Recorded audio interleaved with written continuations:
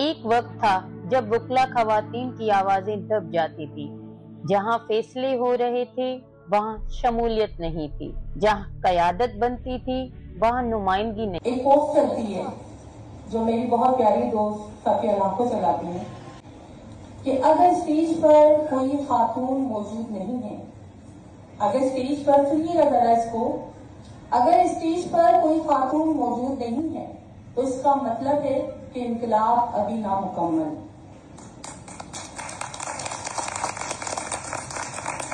نہیں تھی، لیکن پھر ایک لمحہ آیا، ایک سوچ پیدا ہوئی۔ وہ لمحہ تھا شی leads the bar women lawyers convention 2025۔ یہ کنونشن کیوں ضروری تھا؟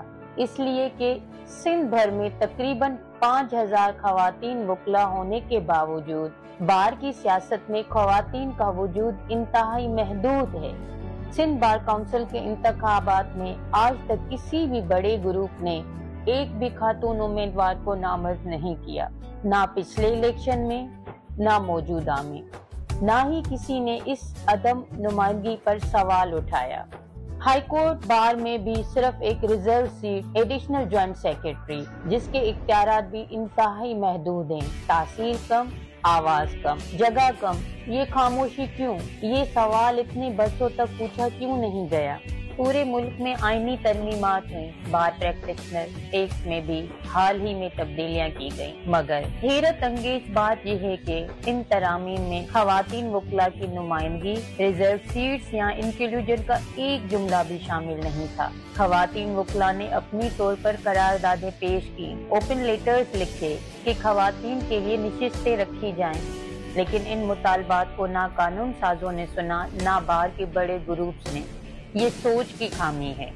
اور پھر 2025 میں ایک نئی شروعات ہوئی، شی لیڈس دی بار کنونشن۔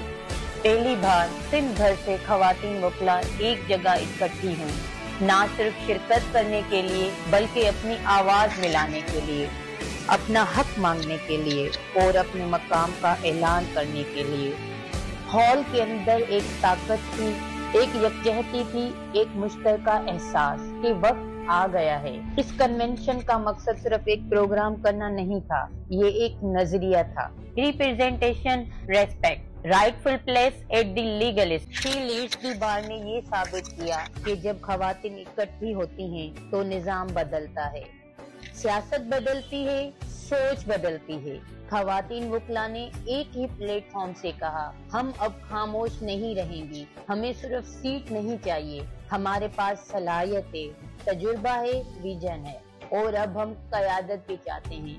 یہ آواز اب ایک فرد کی نہیں رہی، یہ پوری برادری کی آواز۔ یہ صرف نمائندگی کا معاملہ نہیں، یہ انصاف کا معاملہ ہے، یہ مساوات کا معاملہ ہے۔ یہ تحریک ابھی ختم نہیں ہوئی، یہ تو صرف آغاز ہے۔